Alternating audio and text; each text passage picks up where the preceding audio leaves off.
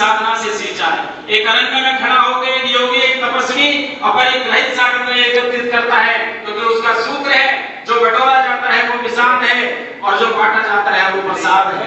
ऐसे संत को आज क्रांति का घोष करना पड़ रहा है। निश्चित रूप से कोई गंभीर कारण है।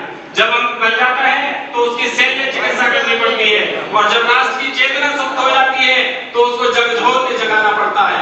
जब चक्रवर्ती सम्राट अपने राजभवनों में विलासता का जीवन जीने लग जाते हैं तो विश्वामित्र बन के राम और लखन की जवानी मांगनी पड़ती है।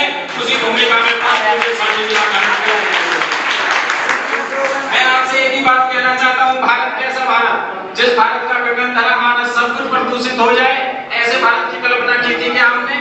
सावरकरों ने समुद्र के उतार तरंगों में और उसके लेख लिखे अंडमान की काली कोठरियों में पत्थर की भीतों पर अपने हृदय के रक्त से सोने की कहानी लिखी गई थी। किस भारत के लिए? मैं पूछना चाहता हूँ। याद करो उस विद्यावती को जिसका पुत्र फांसी के फंदे पर झूला, आंखों ने आंसू पाए। लोगों ने कहा मां तुम एक शहीद की मां होकर रोती हो? तो विद्यावती ने बोला कि मैं अपने पुत्र की शहादत में नहीं रो रही, अपनी स्कोप पे रो रही हूँ। कदाचित मेरी स्कोप ने एक और भगत सिंह को पैदा किया होगा। मैं आपको याद दिलाना चाहता हूँ, क्या कारण था कि रावी के तट पर हमारे शहीदों ने क्या शपथ ग्रहण की थी? क्या कारण था कि मातृभूमि का अभिषेक स्वयं के रक्त से किया गया था? क्या कारण था?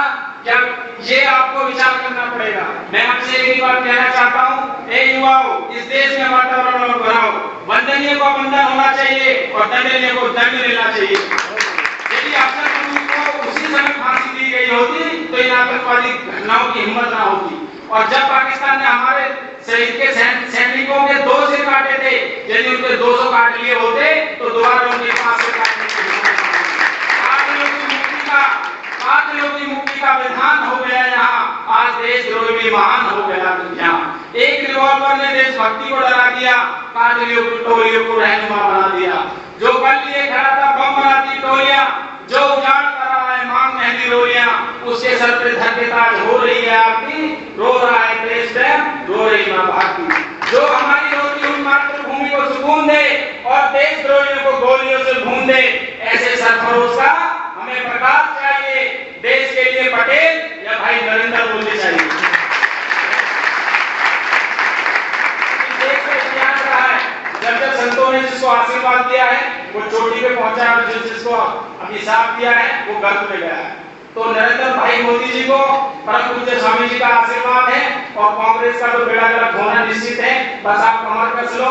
और स्वामी जी ने आदेश किया है कि गांव-गांव गली-गली जाके मतदाता जागरण अभियान चलाएंगे हम, और उसमें मुझे पूरा विश्वास है कि युवा भारत के जो युवा भाई हैं वो अपनी सक्रिय भूमिका निभाएंगे और जैसा परम पूज्य स्वामी जी चाहते हैं वैसा हम करके दिखाएंगे। सभी का बहुत बहुत धन्यवाद।